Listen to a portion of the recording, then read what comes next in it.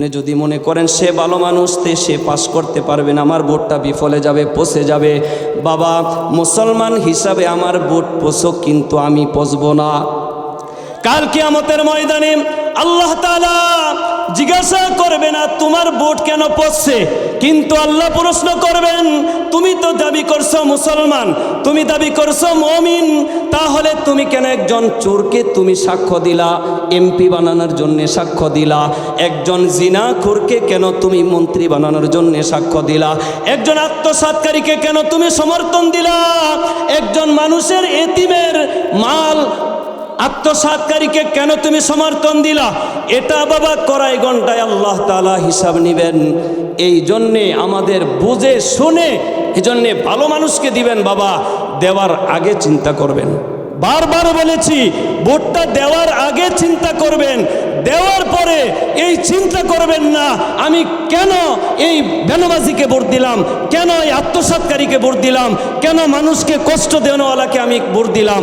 এই চিন্তা পরে করলে কোনো লাভ হবে না, দেওয়ার আগে চিন্তা করবেন, ভেবে এরপরে চিন্তা করে এরপরে আপনি একটা ভোট দিবেন।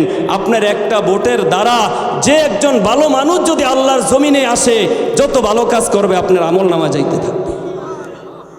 এজন্যে বাবা একটু চিন্তা করি, মুসলমান নামাজ পড়ে জিকির ঠিকই করি, জাগা মতো গিয়া দিয়া দেই আরেকজনকে, ভালো মানুষকে ভোট দিতে মন চায় না। এজন্যে বাবা যাকে ভালো লাগে, যাকে দ্বারা মনে করবেন জনগণের হক নষ্ট হবে না, দেশের সম্পদ নষ্ট হবে না, তাকে ভোট দিবেন। এটা আপনার ইচ্ছা, এটা আপনার এখতিয়ার, আপনি যাকে ভোট দেন, কিন্তু হা লেখা থাকবে এটা সকলেই ভোট দিবেন। সকলে কি দিবেন? কারণ আমার যেই সমস্ত তরুণ নওজোয়ান মুমিন মুসলমানটা জুলাই যুদ্ধ করে তারা এখন পর্যন্ত হাজার হাজার মানুষ পঙ্গু হয়ে আছে, তারা যারা নাকি ফেসির সরকারকে যারা নাকি আজকে তাড়িয়েছেন, তাদের কারণে আজকে বুক ফুলে আমরা ওয়াজ করি, বুক ফুলে আমরা এই নির্বাচন প্রচারণা করি, কথা বলতে পারি, তাদেরকে বলে গেলে চলবে না।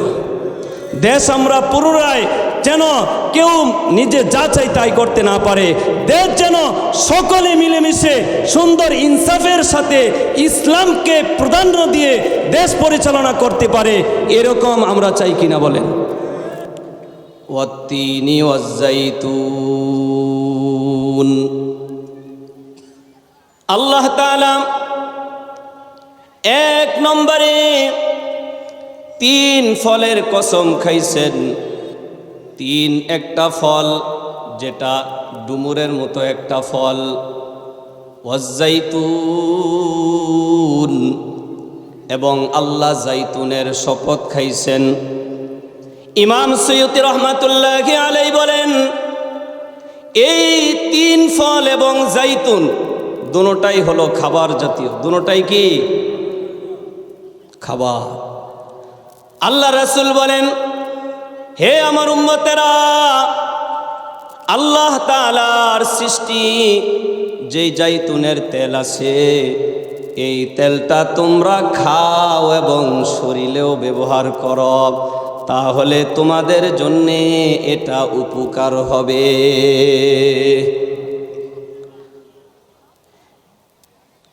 তাহলে এই যে 3 ফল এবং জাইতুন, এই দুইটা বেশি উৎপাদিত হয় ফিলিস্তিন এবং শামে। কোথায়? ফিলিস্তিন এবং ফিলিস্তিন এবং শামে। সেখানে নবী ছিলেন ঈসা আলাইহিস সালাতু ওয়াস সালাম। কে ছিলেন? আর ঈসা আলাইহিস সালাতু ওয়াস সালামকে কিতাব দেওয়া হয়েছিল ইনজিল। কি দিয়েছেন? ইনজিল কিতাব দিয়েছিলেন। আল্লাহ তাআলা বলেন ওয়াত্তিনি ওয়াজ্জাইতুন ওয়া তুরি সিনিন। 3 নম্বরে আল্লাহ তাআলা কসম খাইলেন, সিনাই পর্বতের আল্লাহ তাআলা কসম খাইলেন। সিনাই পর্বত এমন একটা পর্বত বাবা, যেই পাহাড়ে আল্লাহ তাআলার সাথে মূসা আলাইহিস সালাতু ওয়াস সালাম কথা বলেছিলেন। বলছেন কিনা? মূসা আলাইহিস সালাতু ওয়াস সালামের সাথে মূসা আলাইহিস সালাতু ওয়াস সালাম আল্লাহ তাআলার সাথে কথা বলেছিলেন। আর মূসা আলাইহিস সালাতু ওয়াস সালামকে আল্লাহ তাআলা কিতাব দিয়েছিলেন তাওরাত। কি দিছেন? তাওরাত দিছেন। ওয়া হাযাল বালাদিল আমিন। আল্লাহ তাআলা 4 নম্বরে কসম খাইলেন নিরাপদ শহরের মক্কা নগরীর, যেই মক্কা নগরীতে আল্লাহ তাআলা নবী হিসাবে আখিরি নবী, শ্রেষ্ঠ নবী হযরতে মুহাম্মদুর রাসূলুল্লাহ সাল্লাল্লাহু আলাইহি ওয়াসাল্লামকে তামাম দুনিয়ার উম্মতের জন্যে রহমত স্বরূপ প্রেরণ করেছেন। কি স্বরূপ প্রেরণ করেছেন? আর এই মক্কা নগরীতে মুহাম্মদ সাল্লাল্লাহু আলাইহি ওয়াসাল্লাম আর মুহাম্মদ সাল্লাল্লাহু আলাইহি ওয়াসাল্লামকে আল্লাহ তাআলা দিয়েছিলেন কোরআন। কি দিছেন? কোরআন দিছেন। কি দিছেন? আল্লাহ তাআলা সূরা 3-এর মধ্যে 3 ফলের কসম খাইলেন, জাইতুনের কসম খাইলেন। এই দুইটা উৎপাদিত হয় ফিলিস্তিন এবং শামে। সেখানে ছিল ঈসা আলাইহিস সালাতু ওয়াস সালাম, আর তাকে দিয়েছিলেন ইনজিল। এরপরে সিনাই পর্বতের কসম খাইলেন, সেখানে ছিল মূসা আলাইহিস সালাতু ওয়াস সালাম, তাকে দিয়েছিলেন তাওরাত। কি দিছেন? এরপরে আল্লাহ তাআলা নিরাপদ শহরের কসম খাইলেন, সেই শহরে বসবাস করেছিলেন মুহাম্মদুর রাসূলুল্লাহ সাল্লাল্লাহু আলাইহি ওয়াসাল্লাম। এই আল্লাহর রাসূলকে আল্লাহ তাআলা কোরআন দিয়েছেন। আল্লাহ এই 4টা কসম খাওয়ার পরে বলেন, ইনজিলের মধ্যেও আমি বলেছি, তাওরাতের মধ্যেও আমি আল্লাহ তাআলা বলেছি, এবং যেই কোরআন শ্রেষ্ঠ কোরআন, এই কোরআনের মধ্যে আমি বলেছি, লাকাদ খলাকনাল ইনসানা ফি আহসানি তাকওয়িম। আল্লাহ তাআলা এত সময় জবাব দিলেন, এখন জবাবে কসম বলেন, আমি আল্লাহ তাআলা 4টা কসম খাওয়ার পরে এখন আমি আল্লাহ তাআলা বলতেছি, আমি মানুষদেরকে সব চাইতে সুন্দর সূরত আকৃতি দিয়ে আমি সৃষ্টি করেছি। সব চাইতে কুকুরকে বেশি সুন্দর মানুষের চাইতে? বাঘ কি মানুষের চাইতে বেশি সুন্দর? আল্লাহ তাআলা বলেন, সব চাইতে আমি আল্লাহ মানুষকে সুন্দর করে বানিয়েছি। আল্লাহ তাআলা কেমন সুন্দর বানিয়েছেন? আল্লাহ তাআলা বলেন, হাল আতালাল ইনসানি হিনুম মিনাদ দাহরি লাম ইয়াকুন শাইআম মাযকুরা। আল্লাহ তাআলা বলেন, হে দুনিয়ার মানুষেরা, তোমাদের কেমন সুন্দর আমি আল্লাহ বানাইলাম। তোমাদের দুনিয়ার মধ্যে তোমাদের অস্তিত্ব বলতে কিছুই ছিল না, তোমাদের কোনো অস্তিত্ব দুনিয়াতে ছিল না। দেখেন, দুনিয়াতে যদি একটা বিল্ডিং বানায় তাহলে ইঞ্জিনিয়ার লাগে কি না? যদি একটা বাড়ি বানায় মিস্ত্রি লাগে, কিন্তু এই যে মিস্ত্রি ঘরটা বানিয়েছে সে আরেকজন থেকে শিখছে কি না? কিন্তু আল্লাহ তাআলা বলেন, আমি আল্লাহ তাআলা এই যে মানুষদেরকে অস্তিত্বহীন থেকে অস্তিত্বে আনলাম, আমি আল্লাহ আশরাফুল মাখলুকাত বানাইলাম, কিন্তু আমি আল্লাহ মানুষ বানানোর জন্যে কারো কোনো সহযোগিতা লাগে নাই। কি লাগে নাই? আল্লাহ তাআলা বলেন, তোমাদেরকে ধীরে ধীরে কেমন ভাবে সুন্দর করলাম। আল্লাহ তাআলা বলেন, যখন নাকি একজন নারী পুরুষ স্বামী স্ত্রী যখন নাকি মিলিত হয়, মিলিত হওয়ার পরে এক ফোঁটা এই নাপাক পানি বীর্যর মাধ্যমে আল্লাহ তাআলা মার জরায়ুর মধ্যে প্রবেশ করান। ওই জায়গার মধ্যে আল্লাহ তাআলা ফেরেশতার মাধ্যমে পরিচর্যা করতে থাকেন। শুধু তাই নয় বাবা, আল্লাহ তাআলা এরপরে এই বীর্য থেকে রক্ত তৈরি করেন, রক্ত থাকে। এই রক্ত থেকে আল্লাহ তাআলা মাংস পিণ্ডে পরিণত করেন। মাংসপিণ্ড থেকে আবার আল্লাহ তাআলা মানুষ রূপে বানান, এই মাংসপিণ্ড থেকে হাড্ডি বানান, আবার এই হাড্ডির উপরে সুন্দর করে গোশত দিয়া সাজিয়ে দেন কে? আল্লাহ তাআলা সুন্দর করে সাজাইলেন। দুনিয়ার মধ্যে যখন নাকি সময় হয়ে গেল, মায়ের গর্ভ থেকে যখন নাকি দুনিয়াতে আসলো, আসার পরে আল্লাহ জানেন বান্দা এখন শক্ত খাবার খাইতে পারবে না। খাইতে পারবে? গরুর গোশত খাইতে পারবে? আল্লাহ তাআলা জানেন বান্দা এখন গরুর গোশত খাইতে পারবে না, মাছ গোশত খাইতে পারবে না।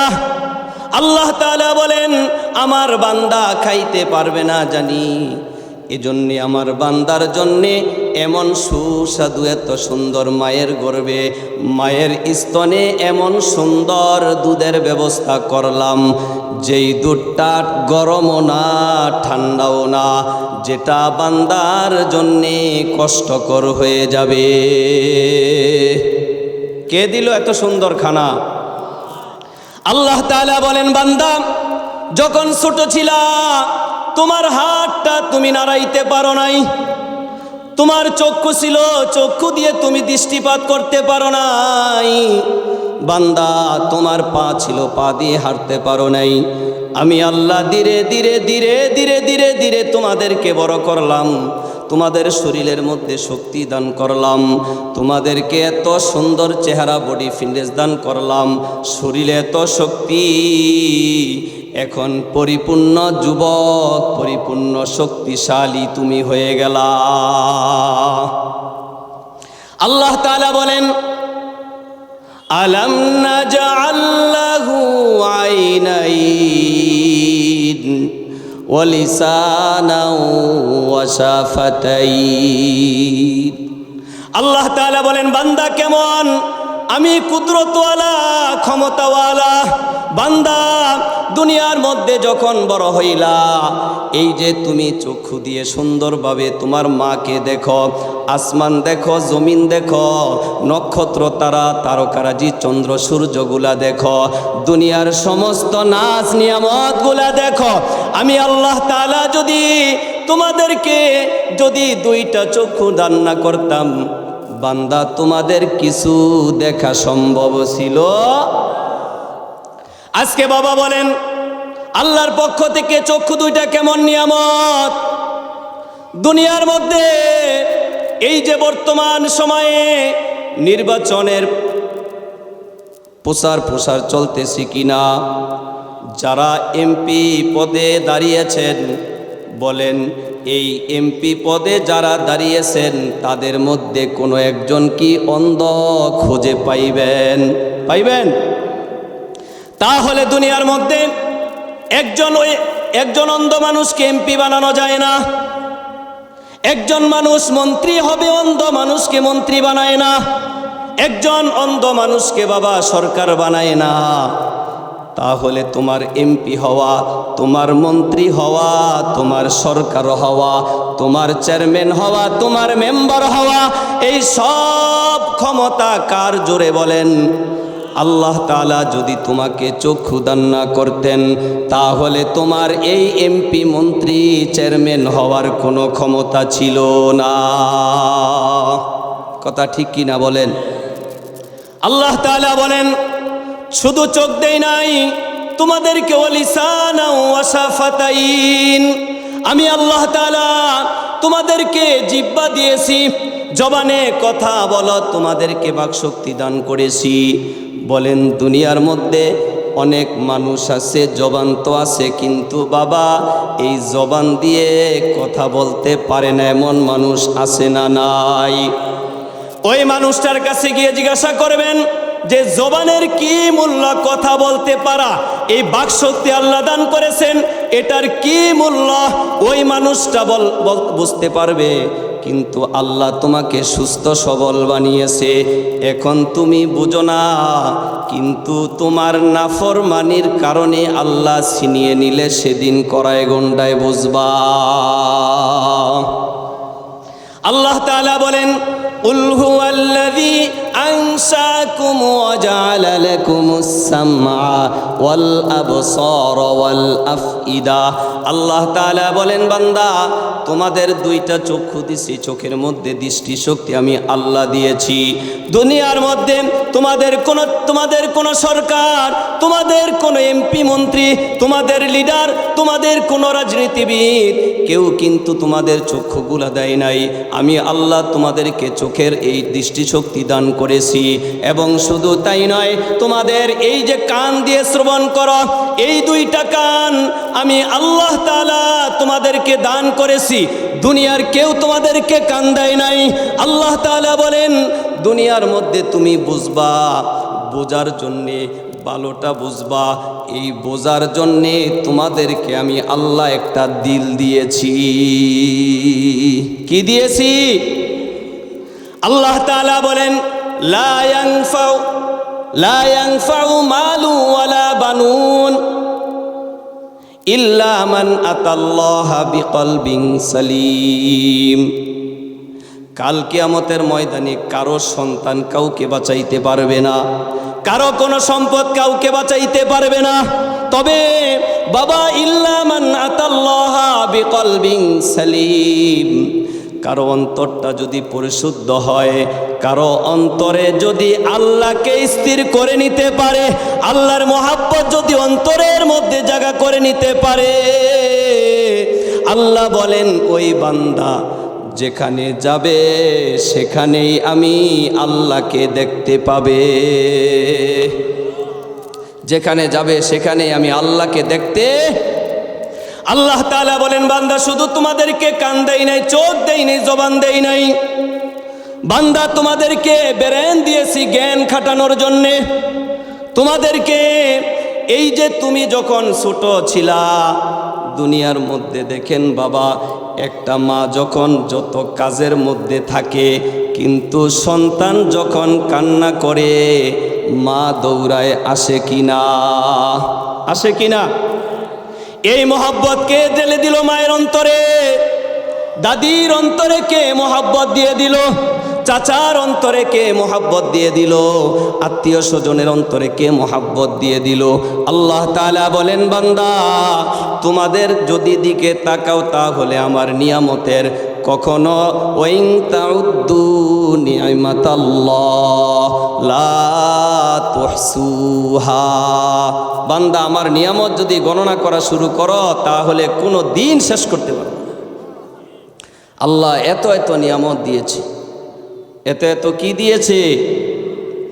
আল্লাহ তাআলা বলেন, তোমাদেরকে এখন শক্তিশালী বানিয়েছি, তোমাদেরকে এখন মানুষ ডাকে, বিভিন্ন দল তোমাদেরকে আহ্বান করে, তোমাদেরকে এখন মূল্যায়ন করে মানুষ। কারণ আল্লাহ চোখ দিছে, ক্ষমতা দিছে, জবান দিছে, কথা বলতে পারো। এখন তোমাদেরকে বিভিন্ন দল, দুনিয়ার সকলে তোমাদেরকে মূল্যায়ন করে। তাহলে তুমি আজকে যেই মূল্য পাও, তোমার যেই সম্মান, এগুলার পিছনে সবচাইতে বেশি কুদরতওয়ালা, ক্ষমতাওয়ালা, তোমার প্রতি ইহসান করনেওয়ালা কে? জোরে বলেন কে? আল্লাহ তাআলা। আল্লাহ তাআলা এই দয়ার সুরে মানুষদেরকে এত মোহাব্বত করে, এত সুন্দর করে বানানোর পরে আল্লাহ বলেন, ইয়া আইয়ুহাল ইনসানু মা গররাকা বিরব্বিকাল কারীম। আল্লাহ বলেন, বান্দা আজকে দেখা যায় যদি ভোটের মিছিলে ডাকে তাহলে তুমি দৌড় দিয়ে চলে যাও, তোমার চেয়ারম্যান ডাকলে দৌড় দিয়ে চলে যাও, তোমার মন্ত্রী ডাকলে দৌড় দিয়ে চলে যাও, তোমার মেম্বার ডাকলে দৌড় দিয়ে চলে যাও।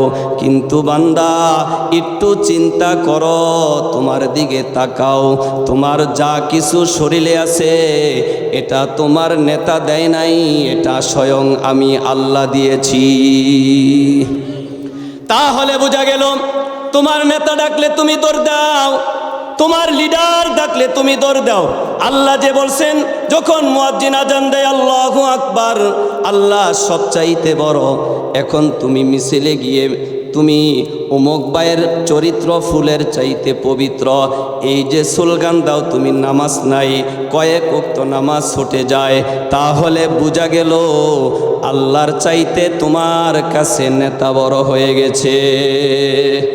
হয়েছে কিনা জোরে বলেন। এজন্যে বাবা চিন্তা করতে হবে, আল্লাহ আমাদেরকে, যদি আল্লাহ চান যেই কোনো সময় আমাদেরকে প্যারালাইজ দিয়ে ঘরে বসাইতে পারেন কিনা, আল্লাহ তাআলা বোবা বানাইতে পারেন কিনা, আল্লাহ তাআলা পাগল বানাইতে পারেন কিনা। দুনিয়ার মধ্যে কত মানুষ আছে, ওই মানুষগুলা বাবা শরীর তো ঠিক আছে কিন্তু ব্রেনটা একটু ঘুরাই দিছেন, রাস্তায় রাস্তায় ঘুরে আসে না নাই। কে করে দিল? তাহলে আপনাকে আমাকে করতে পারেন কিনা? এজন্য আল্লাহ তাআলা বলেন, লাকাদ খলাকনাল ইনসানা ফি আহসানি তাকওয়িম। আল্লাহ তাআলা বলেন কেমন সুন্দর বানাইলাম। একজন মানুষ যখন বাবা কেউ যদি পাঞ্জাবি পরে আবার টুপি দেয়, আবার যদি সাথে দাড়ি থাকে, পাগড়ি বাঁধে, সুন্দর লাগে কিনা? সাথে যদি চশমাটা দেয় আরো সুন্দর লাগে কিনা? এই চশমা যদি একটা কোন ছাগলকে দেওয়া হয় সুন্দর লাগে কিনা? সুন্দর লাগে। একটা বিড়ালকে দিলে সুন্দর লাগে না।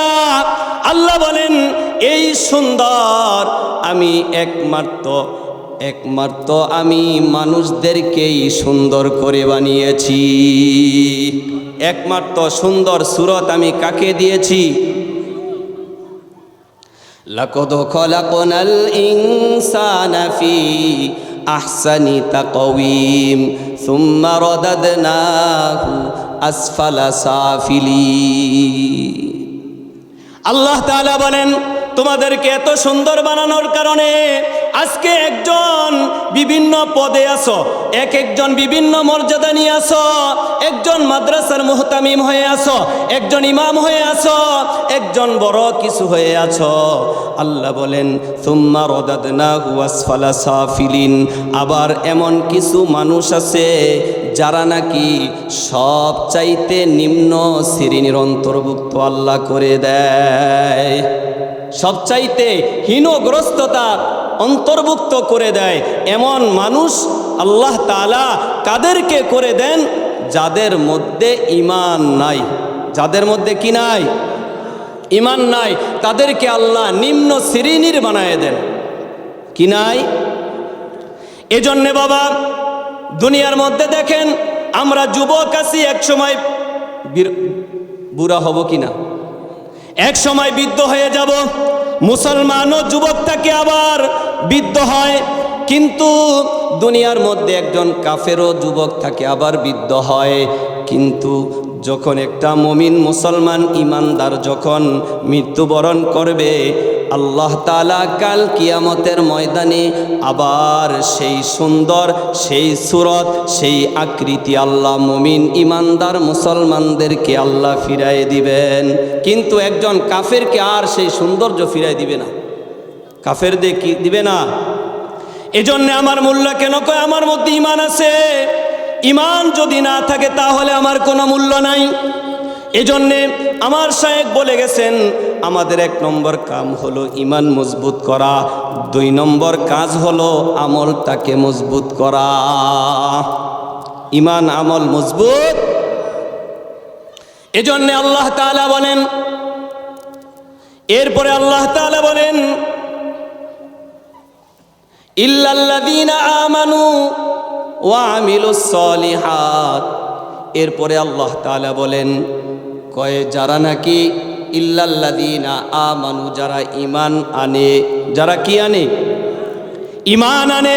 যাদের মধ্যে ঈমান আছে, যারা পড়েছে লা ইলাহা ইল্লাল্লাহু মুহাম্মাদুর রাসূলুল্লাহ, এই কালিমাটা মুখে স্বীকার করছে, অন্তরেও স্থির করছেন। শুধু মুখে স্বীকার করলাম আর অন্তরে কি করলাম না। এবং শুধু তাই নয়, আমলে পরিণত করছেন, সে হলো পাক্কা ইমানদার। সে কি? শুধু মুখে দাবি করলাম ইমানদার, আর যত খারাপ কাজ আছে সব কিছু করলাম, তাহলে বাবা আমি খাঁটি ইমানদার হতে পারি। এজন্য আল্লাহ তাআলা অপর আয়াতে বলেন, ইয়া আইয়ুহাল্লাযীনা আমানুত্তাকুল্লাহ হাক্কা তুকাতিহি ওয়া লা তামুতুন্না ইল্লা ওয়া আনতুম মুসলিমুন। আল্লাহ তাআলা আয়াতের মধ্যে বলেন, হে ঈমানদারগণ, আল্লাহ ঈমানদারদেরকে মোহাব্বত করে ভালোবেসে আল্লাহ তাআলা আদর পিয়ারের সাথে আল্লাহ ঈমানদারদেরকে ডাকছেন, কোনো কাফের মুশরিক হিন্দু খ্রিস্টান তাদেরকে ডাকেন নাই। আল্লাহ বলেন আমানু, যারা দাবি করবা মুমিন, যারা দাবি করবা মুমিন, তোমরা তোমাদের 1 নম্বর কাজ হলো ঈমান আনবা, 2 নম্বর কাজ হলো তোমরা আমি আল্লাহকে ভয় করবা। 2 নম্বর কাজ কি? আল্লাহকে ভয় করবা। আল্লাহকে ভয় করা কেমন ভয় করা? আল্লাহ তাআলার ভয় অন্তরে এমন ভাবে চলা, এমন ভাবে অন্তরের মধ্যে ভয় স্থাপন করা। এজন্যে বাবা দুনিয়ার মধ্যে 3টা কাজ অনেক কঠিন। 3টা কাজ কি? 1 নম্বর হলো যখন মানুষের অর্থ সম্পদ অল্প থাকে তখন দান সদকা করা কঠিন। দান সদকা করা কি? কিন্তু একজন মানুষের অল্প সম্পদ আছে, এই অল্পের মধ্যে যদি কোনো মানুষকে, অসহায় দরিদ্র কোনো এতিম মানুষকে যদি দান করে, স্বয়ং খুশি হয়ে যায় কে? আল্লাহ তাআলা খুশি হয়ে যায়। আল্লাহ তার সম্পদের মধ্যে বরকত দেন, তার মালের মধ্যে নূর দান করেন। 2 নম্বর হলো নির্জনে আল্লাহকে ভয় করা। নির্জনে আল্লাহকে কি করা? একজন মানুষের সামনে নামাজটা খুব সুন্দর, মানুষের সামনে নামাজ সুন্দর, কত সুন্দর করে দিরুদ একবারে আস্তে আস্তে তার তিলের সাথে নামাজ পড়ে, কিন্তু একা নামাজ পড়লে রুকু সেজদা কয়টা দিছে তাও বলতে পারে না।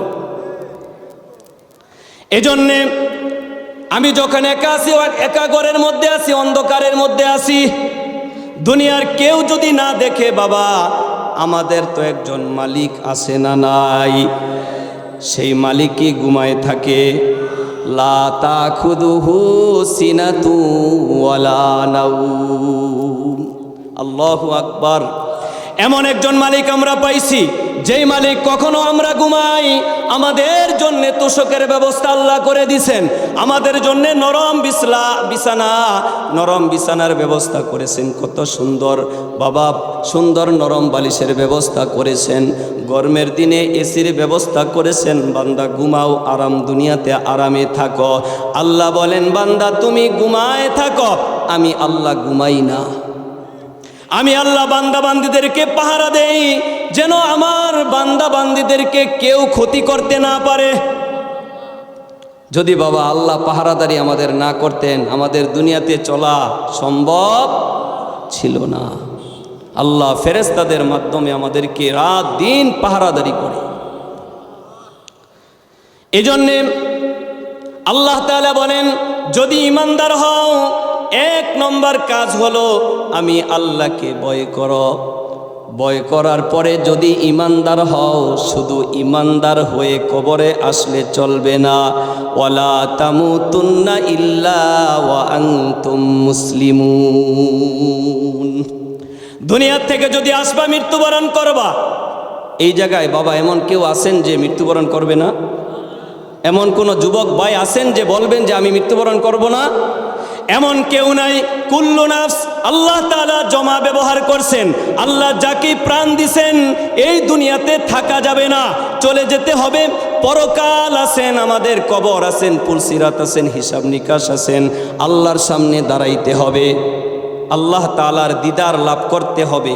আমরা চাই কিনা আল্লাহ তাআলার দিদার লাভ করতে? এজন্য আল্লাহ তাআলা বলেন, দুনিয়াতে যেহেতু আসবা, দুনিয়াতে যেহেতু থাকতে পারবা না, আশা লাগবে, তাহলে যদি আসতে হয় তাহলে তোমরা পরিপূর্ণ মুসলমান না হইয়া কবরে আইসো না।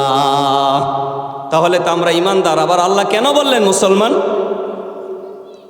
তাহলে বাবা একজনে যদি বলে লা ইলাহা ইল্লাল্লাহ, সে বলা হয়, তাকে বলা হয় ঈমানদার।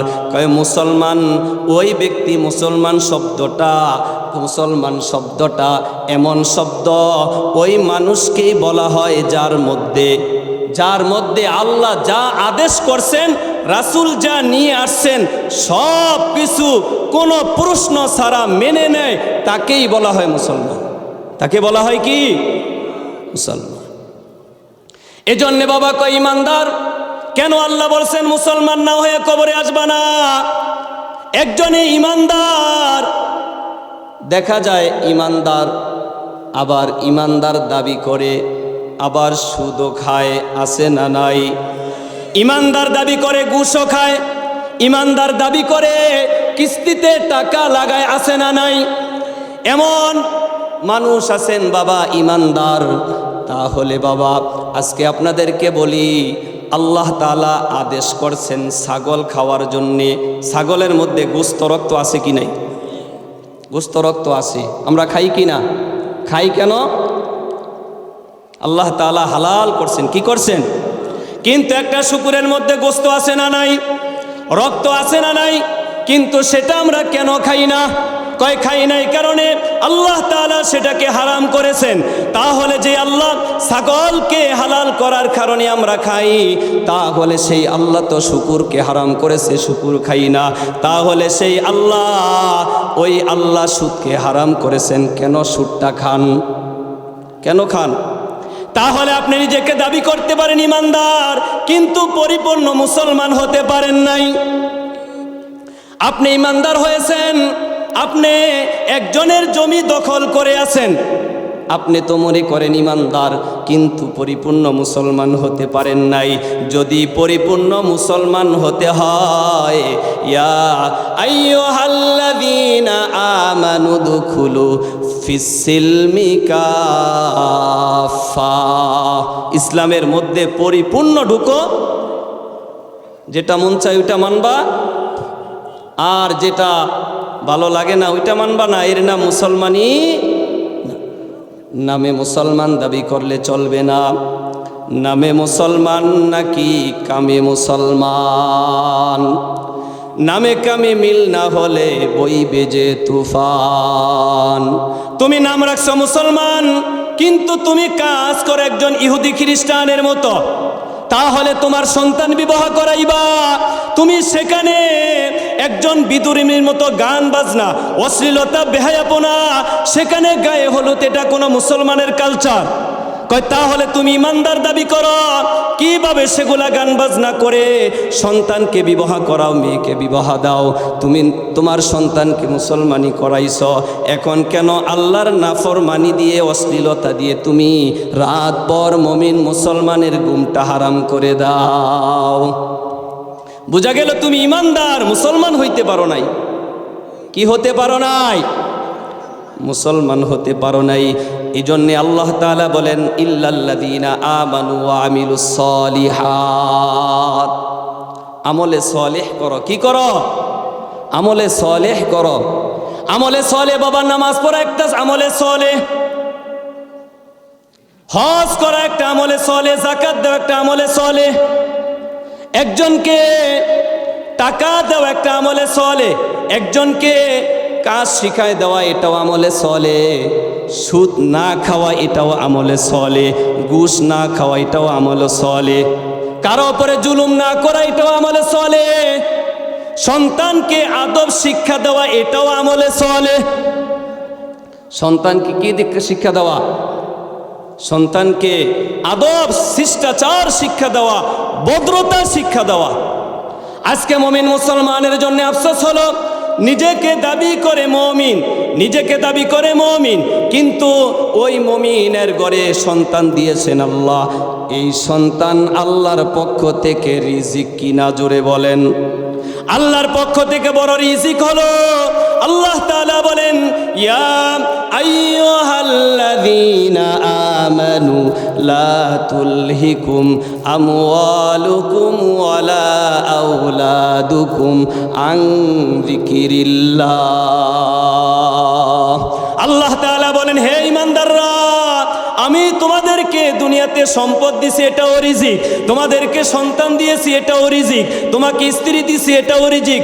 মা বাবা দান করেছি, এটাও রিজিক। তোমার সংসারে আমি তোমাদেরকে শান্তি দান করছি, এটাও রিজিক। তোমাকে সুস্থ রাখছি, এটাও রিজিক। তোমাদেরকে যত এহসান আমার আছে তোমার প্রতি, সব কিছু আমি আল্লাহ তোমাকে রিজিক দিয়েছি। আমি আল্লাহ তাআলা তোমাদেরকে সন্তান দিলাম, সম্পদ দিলাম। এই সব কিছু পাওয়ার পরে আল মালু ওয়াল বানুনা জিনাতুল হায়াতিদ দুনিয়া, এই সন্তান সম্পদ এটা হলো দুনিয়ার সৌন্দর্য। আল্লাহ মানুষের চোখে দুনিয়ার রং, দুনিয়ার ডং, দুনিয়ার মজা লাগাই দিছেন। এজন্যে দুনিয়ায় ভালো লাগে, দুনিয়ায় ভালো লাগে। কিন্তু দুনিয়ার মধ্যে আল্লাহর এমন কিছু আল্লাহওয়ালা মুমিন মুত্তাকি বান্দা আছে রে বাবা, ওই আল্লাহওয়ালা আল্লাহর প্রেমিক বান্দাদের মধ্যে আল্লাহর নাফরমানি ভালো লাগে না। তাদের অন্তরে শুধু আল্লাহকে ডাকতেই ভালো লাগে। আল্লাহকে ডাকতেই কি লাগে? এজন্য আল্লাহ তাআলা বলেন, হে ঈমানদারগণ, তোমাদেরকে যেন তোমাদের ধন সম্পদ, তোমাদের সন্তান সন্ততি, তোমাদের স্ত্রী, তোমাদের কেউ যেন আমি আল্লাহর স্মরণ থেকে, আমি আল্লাহর স্মরণ থেকে, জিকির থেকে যেন গাফেল করে না দেয়। কি না করে দেয়? এজন্যে সন্তানকে আদব শিক্ষা দেওয়া, সন্তানকে ছোট থেকে রাসূলের সুন্নাত শিক্ষা দেওয়া, সন্তানের নাম রাখা সুন্দরভাবে। একজন আলেমকে জিজ্ঞাসা করে সুন্দর অর্থবিশিষ্ট নাম রাখা। এই সন্তানকে ছোট থেকে শিক্ষা দেওয়া। যখন সন্তান আসবে, সন্তানকে রাসূলের সুন্নাত দস্তরখান বিছে খাওয়ার অভ্যস্ততা করা। সন্তানের সামনে কখনো গালি বকা দেওয়া যাবে না। সন্তানকে শিক্ষা দেওয়া, যখন বড় হবে তখন তাদেরকে নামাজের আদেশ করা। কিসের?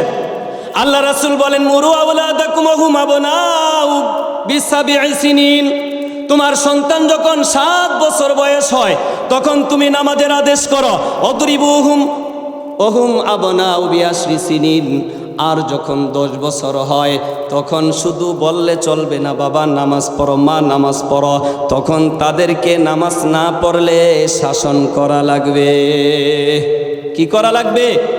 সন্তানকে শিক্ষা দেওয়া, নামাজ পড়তে হবে, মানুষকে ক্ষতি করা যাবে না, মুরব্বীদেরকে দেখলে সালাম দেওয়া লাগবে, মানুষের সম্পদ নষ্ট করা যাবে না, কারো উপরে জুলুম করা যাবে না, কারো সম্পদ নষ্ট করা যাবে না, কারো কোনো মেয়েকে ডিস্টার্ব করা যাবে না, কোনো অবৈধভাবে কোনো মেয়ের সাথে সম্পর্ক করা যাবে না। এটা শরম পায়। শরম পাওয়ার কারণে আজকে কত যুবক ভাইরা আছেন, তাদের চরিত্র নষ্ট হয়ে গেছে। তারা আজকে অপরের বোন, অপরের মেয়েকে তারা ডিস্টার্ব করে। কিন্তু ভাই আপনি এটা জেনে রাখেন, আপনি যদি দুনিয়ার মধ্যে গুনাহ নাফরমানি এমন একটা কাজ রে ভাই, যখন আল্লাহর নাফরমানি করবা আল্লাহ দুনিয়াতে ছাপ লাগাই দিবেন। দুনিয়ার মধ্যে যদি তুমি অবৈধ কাজ করো, কারো মেয়েকে ডিস্টার্ব করো, অবৈধ সম্পর্ক করো, তোমাকেও আল্লাহ এমন সন্তান দিবে, সেই সন্তানকেও মানুষ অপদস্থ করবে। তাহলে যুবক ভাইরা, আর কেউ আমরা এই সমস্ত নাফরমানি কাজ করব? কেউ করব না। এজন্য আমলে সালেহ, সন্তানকে ভালো শিক্ষা দেওয়া, আদব শিক্ষা দেওয়া। একজন মানুষকে দেখলে সালাম দিতে হয়, তার সাথে সুন্দর ব্যবহার করতে হয়, এটাও শিক্ষা দেওয়া। এই জন্যে এটাও একটা আমলে সালেহ। মা বাবার সাথে ভালো ব্যবহার করা, এটাও আমলে সালেহ। মা বাবার সাথে কি ব্যবহার করা? ভালো ব্যবহার করা। আজকে অনেক ভাইরা আছেন যারা বিবাহ করছেন, এখন স্ত্রী পাইছেন, মহব্বতে আছে, শ্বশুর শাশুড়ি পাইছেন, এখন আর মা বাবাকে চিনে, মা বাবাকে ভুলে গেছেন। কিন্তু ভাই একটু তুমি যদি দেখতা, তোমাকে দুনিয়াতে আনার জন্যে তোমার মা কত কষ্ট করেছে, কত খাইতে পারে নাই, কত ঘুমাইতে পারে নাই, তোমার কত পেটে আঘাত সহ্য করেছেন। এই জন্যে বাবা কামাতা দিনু তুদানু, দুনিয়ার মধ্যে যারা মা বাবার সাথে খারাপ আচরণ করবে, যারা মা বাবার হক নষ্ট করবে, মা বাবার সাথে সুন্দর আচরণ করবে না, আল্লাহ তাআলাও দুনিয়ার মধ্যে তো অপদস্থ করবেন। আল্লাহ দুনিয়াতে এমন সন্তান দিবেন, সেই সন্তানও তাদেরকে কোনো শ্রদ্ধা করবে না। এজন্যে অনেক বাইরে আছেন, বাবাকে একটা লুঙ্গি দিবেন, মাকে একটা কাপড় দিবেন, বউকে জিজ্ঞাসা করে। তোমার মাকে কাপড় দিবা, তোমার বউকে কেন জিজ্ঞাসা করবা? তোমার বাবাকে লুঙ্গি দিবা, তোমার বউকে কেন জিজ্ঞাসা করা লাগবে? তোমার বাবাকে তুমি যা কিছু দিবা, তোমার বউকে কেন তুমি অনুমতি নিয়ে দিতে হবে? তাহলে তুমি আদর্শবান সন্তান হতে পারো নাই। তোমার বাবাকে, তোমার মাকে যা কিছু দরকার তোমার দিতে হবে। তোমার মা বাবার অবস্থা যদি ভালো হয়, তাহলে তুমি যতটুকু পারো সম্ভব হয় দিবা। আর মা বাবা যদি আর্থিক যদি ভালো না হয়, তাহলে মা বাবাকে পরিপূর্ণ ভরণ পোষণ দেওয়া তোমার উপরে ফরজ। কেন? যে মা বাবার জন্য দুনিয়াতে আল্লাহ পাঠাইলেন, সেই মা বাবাকে চিনে না। মনে রাখবা, তোমারও এমন দিন আসবে তোমার সন্তান তোমাকে চিনবা না, সেদিন বুঝবা কেমন লাগে। এজন্যে সকলে সতর্ক হয়ে যান, মা বাবার সাথে ভালো আচরণ করেন। এজন্যে সৎ আচরণ, সৎ আমল করা, আমলে সলেহ করা, একজনকে কষ্ট না দেওয়া, এটাও আমলে সলেহ। আমার কথার দ্বারা, কাজের দ্বারা কোনোভাবে মুমিন মুসলমানকে কষ্ট দেওয়া যাবে না, কষ্ট দেওয়া যাবে না। এই জন্যে বাবা, সন্তান যদি আদর্শবান বানান, এটাও আমলে সলেহ। এটাও কি? আজকে যদি সন্তান স্কুলে না যায়, তাহলে পেরেশান হয়ে যায়। সন্তান যদি কোনো ব্যবসা না করে, তাহলে মা বাবা কত পেরেশানি হয়ে যায়। কিন্তু বাবা, সন্তান যে নামাজ পড়ে না, সন্তান যে দিন বোঝে না, এতে আপনার কোনো বিন্দু পরিমাণ কোনো পেরেশানি নাই। কিন্তু বাইজিদ বুস্তামি রহমাতুল্লাহি আলাইহি, তার বাবা যখন তিনি গর্ভে আসছেন, তখন তার বাইজিদ বুস্তামি রহমাতুল্লাহি আলাইহির বাবা দুনিয়া থেকে চলে গেছেন। কিন্তু যখন গর্ভে আসছে, তার স্ত্রীকে ওয়াদা করাইছেন, আমার সন্তান যখন দুনিয়াতে আসবে, তুমি আলেম বানাইবা। কি বানাইবা? যখন নাকি বাইজিদ বুস্তামি রহমাতুল্লাহি আলাইহি দুনিয়াতে আসলেন, তার মা মাদ্রাসায় নিয়ে গেছে, আর সন্তানকে বলছেন, বাবা তুমি যতদিন আলেম না হইবা, কোনো দিন বাসায় যাইবা না। উস্তাদদেরকে বলছেন, আমার সন্তান বাইজিদ যতদিন আলেম না হবে, কোনো দিন আপনি ছুটি দিবেন না। বাইজিদ বুস্তামি রহমাতুল্লাহি আলাইহি কিছুদিন যাওয়ার পরে উস্তাদদেরকে বলেন, উস্তাদ আমার মার এটা তো ছিল আবেগী কথা, কিন্তু আমার মাকে আমার একটু দেখতে মন চায়, ছোট বাচ্চাদের মাকে দেখতে মন চায় কিনা। বাবা যখন আমরা ছোট ছিলাম, মাদ্রাসায় যাইতাম, এক সপ্তাহ হলে আর চোখের পানি রাখতে পারতাম না। মা সন্তানের মধ্যে মায়া দিয়ে দিছে কে? মাদ্রাসায় যখন যাইতাম, কান্না করতে করতে যাইতাম, দিল মন ব্যঙ্গের পরে কান্না আসতো। বাইজিদ বুস্তামি রহমাতুল্লাহি আলাইহি উস্তাদদেরকে বলেন, উস্তাদজি আমার আর সহ্য করতে পারি না, আমার মাকে দেখতে মন চায়, আমাকে ছুটি দেন। উস্তাদ ভাবলেন একটা নির্ধারিত পড়া দিয়ে দিই, তাহলে কিছুদিন দেরি করানো যাবে। বাইজিদ বুস্তামি রহমাতুল্লাহি আলাইহিকে বললেন, তুমি একটা কাজ করবা, কোরআন শরীফের 3 ভাগের 1 ভাগ, 3 ভাগের 2 ভাগ তুমি যদি আমাকে মুখস্থ করে শুনাইতে পারো, তাহলে তোমাকে ছুটি দিব। বাইজিদ বুস্তামি রহমাতুল্লাহি আলাইহি কয়েকদিন গেছেন, উস্তাদকে কোরআনের 2 ভাগ মুখস্থ করে শুনাই দিছে। উস্তাদকে বলেন, উস্তাদজি গো, আমি আপনার কথা রক্ষা করেছি, আমি মুখস্থ করে ফেলেছি, আমার মাকে দেখতে মন চায়, আমাকে ছুটি দেন। ওস্তাদজি বলছেন ঠিক আছে যাও। বাইজিদ বোস্তামি রহমাতুল্লাহ আলাই বাসার দিকে চলে গেছেন সন্ধ্যার সময়। যাইতে যাইতে সন্ধ্যা হয়ে গেছে, রাত্র হয়ে গেছে। যখন নাকি বাসায় গিয়ে দরজায় গিয়ে ডাকলেন, মা তোমার বাইজিদ বোস্তামি তোমাকে দেখার জন্য আসছে, মা তোমাকে একটু দেখতে মন চায়। বারবার ডাকে, মা তোমাকে দেখতে মন চায়, তোমাকে একটু দেখতে মন চায়, তুমি আমার সামনে আসো। বাইজিদ বোস্তামি রহমাতুল্লাহ আলাইহির মা ওই সময় বলেন, কে আমাকে ডাকতেছ? আমার তোমার আওয়াজ যদিও আমার বাইজিদ বোস্তামির আওয়াজের মতো, কিন্তু তুমি আমার বাইজিদ না। আমার বাইজিদ আলেম না হয়ে বাসায় আসতে পারে না। রাত্র হয়ে গেছেন, ফজর হয়ে যাবেন, দেখলেন মা কোনোভাবে দরজা খোলে না। বাইজিদ বোস্তামি রহমাতুল্লাহ আলাইহি সাথে সাথে মাদ্রাসায় চলে আসলেন। আসার পরে উস্তাদকে বললেন, উস্তাদজি গাইরে আলেম, আলেম সারা বিলে আমার মা আমার চেহারা দেখবে না, আমার মা আলেম সারা আমার মুখ দেখতে চায় না। বাইজিদ বোস্তামি রহমাতুল্লাহ আলাইহি পড়া শুরু করলেন, আলেম হয়ে গেলেন। আলেম হওয়ার পরে এখন তাকে মাথায় পাগড়ি দিয়ে দিবেন, পাগড়ি দিবেন। কিন্তু ওই রাত্রে উস্তাদকে আল্লাহ তাআলা স্বপ্নে দেখাইলেন, বাইজিদ বোস্তামি রহমাতুল্লাহ আলাইহির উস্তাদ বাইজিদকে একটা পাগড়ি দিবা আলেম হওয়ার জন্যে, আর তোমার পক্ষ থেকে একটা পাগড়ি দিবা মারেফাতের তাসাউফের পাগড়ি দিয়ে দিবা, তোমার পক্ষ থেকে খেলাফত দিয়ে দিবা। বাইজিদ বোস্তামি রহমাতুল্লাহ আলাইহি পাগড়ি নিয়ে বাসায় চলে গেলেন। বাসায় যাওয়ার পরে মাকে যখন দেখলেন মা বৃদ্ধ হয়ে গেছে, মা কানে শোনে না, ভালো মতো চোখে দেখে না। মাকে জড়ায় ধরলেন, মাও ছেলেকে জড়ায় ধরলেন। মা বললেন, বাইজিদ বোস্তামি বাবা আমাকে একটু অজু করার জন্য একটু পানি দাও।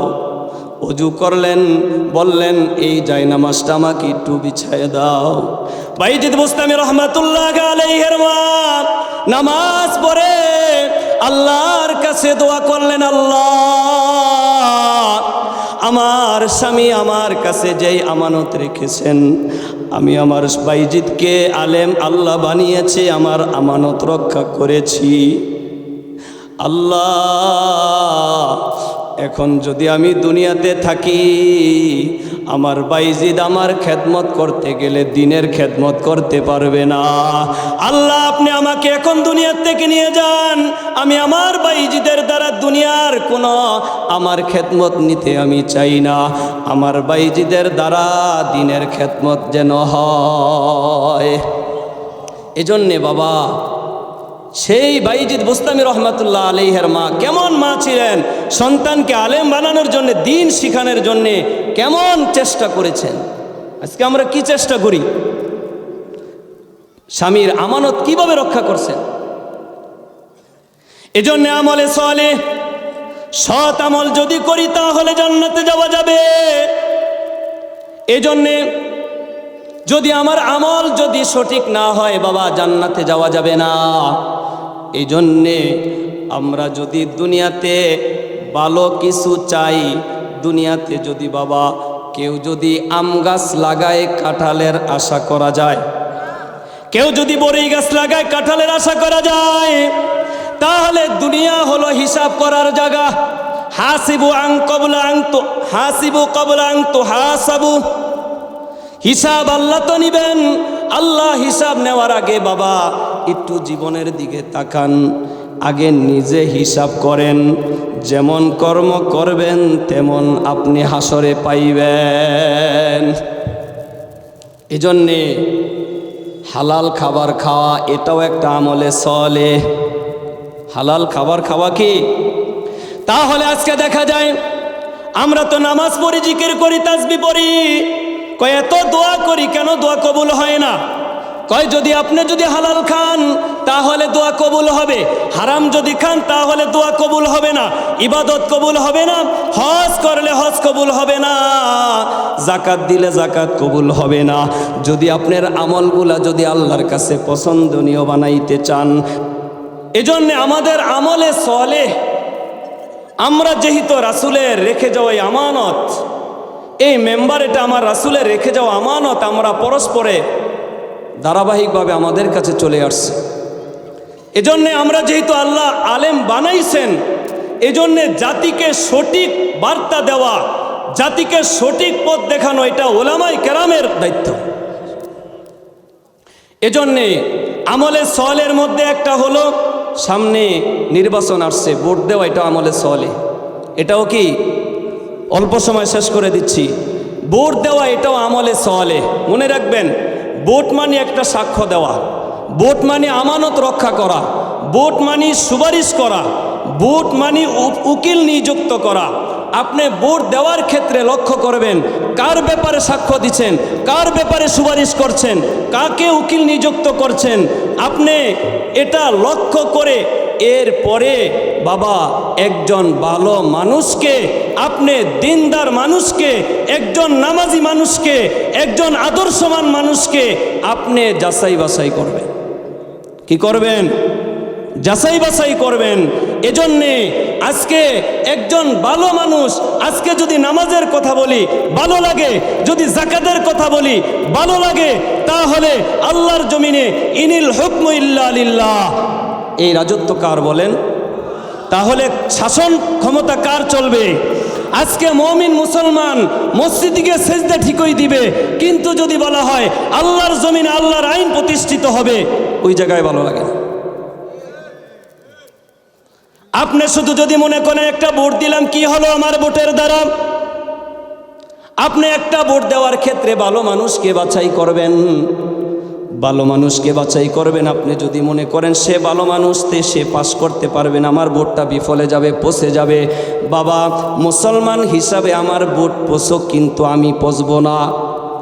কাল কিয়ামতের ময়দানে আল্লাহ তাআলা জিজ্ঞাসা করবে না তোমার ভোট কেন পচছে, কিন্তু আল্লাহ প্রশ্ন করবেন তুমি তো দাবি করছো মুসলমান, তুমি দাবি করছো মুমিন, তাহলে তুমি কেন একজন চোরকে তুমি সাক্ষ্য দিলা এমপি বানানোর জন্য সাক্ষ্য দিলা, একজন জিনাখোরকে কেন তুমি মন্ত্রী বানানোর জন্য সাক্ষ্য দিলা, একজন আত্মসাৎকারীকে কেন তুমি সমর্থন দিলা, একজন মানুষের এতিমের মাল আত্মসাৎকারীকে কেন তুমি সমর্থন দিলা? এটা বাবা কড়াই ঘন্টায় আল্লাহ তাআলা হিসাব নেবেন। এই জন্যে আমাদের বুঝে শুনে এরপরে কাকে ভোট দিবেন সেটা আপনার বিষয়, তবে আমি এটা বলবো না কোন মার্কাকে দিবেন, কিন্তু আল্লাহর জমিনে দিন প্রতিষ্ঠা হোক, এটা চান কিনা? এজন্যে ভালো মানুষকে দিবেন বাবা, দেওয়ার আগে চিন্তা করবেন। বারবার বলেছি, ভোটটা দেওয়ার আগে চিন্তা করবেন, দেওয়ার পরে এই চিন্তা করবেন না আমি কেন এই বেনমাজিকে ভোট দিলাম, কেন এই আত্মসাৎকারীকে ভোট দিলাম, কেন মানুষকে কষ্ট দেওয়ালাকে আমি ভোট দিলাম। এই চিন্তা পরে করলে কোনো লাভ হবে না, দেওয়ার আগে চিন্তা করবেন, ভেবে এরপরে চিন্তা করে এরপরে আপনি একটা ভোট দিবেন। আপনার একটা ভোটের দ্বারা যে একজন ভালো মানুষ যদি আল্লাহর জমিনে আসে, যত ভালো কাজ করবে আপনার আমল নামা যাইতে থাকবে। এজন্যে বাবা একটু চিন্তা করি, মুসলমান নামাজ পড়ে জিকির ঠিকই করি, জাগা মতো গিয়া দিয়া দেয় আরেকজনকে, ভালো মানুষকে ভোট দিতে মন চায় না। এজন্যে বাবা যাকে ভালো লাগে, যাকে দ্বারা মনে করবেন জনগণের হক নষ্ট হবে না, দেশের সম্পদ নষ্ট হবে না, তাকে ভোট দিবেন। এটা আপনার ইচ্ছা, এটা আপনার এখতিয়ার। শেষ করে দিচ্ছি, আপনি যাকে ভোট দেন কিন্তু হা লেখা থাকবে এটা সকলেই ভোট দিবেন। সকলে কি দিবেন? কারণ আমার যেই সমস্ত তরুণ নওজোয়ান মুমিন মুসলমানটা জুলাই যুদ্ধ করে তারা এখন পর্যন্ত হাজার হাজার মানুষ পঙ্গু হয়ে আছে, তারা যারা নাকি ফ্যাসিস্ট সরকারকে যারা নাকি আজকে তাড়িয়েছেন, তাদের কারণে আজকে বুক ফুলে আমরা ওয়াজ করি, বুক ফুলে আমরা এই নির্বাচন প্রচারণা করি, কথা বলতে পারি, তাদেরকে বলে গেলে চলবে না। দেশ আমরা পুনরায় যেন কেউ নিজে যা চাই তাই করতে না পারে, দেশ যেন সকলে মিলেমিশে সুন্দর ইনসাফের সাথে ইসলামকে প্রাধান্য দিয়ে দেশ পরিচালনা করতে পারে, এরকম আমরা চাই কিনা বলেন?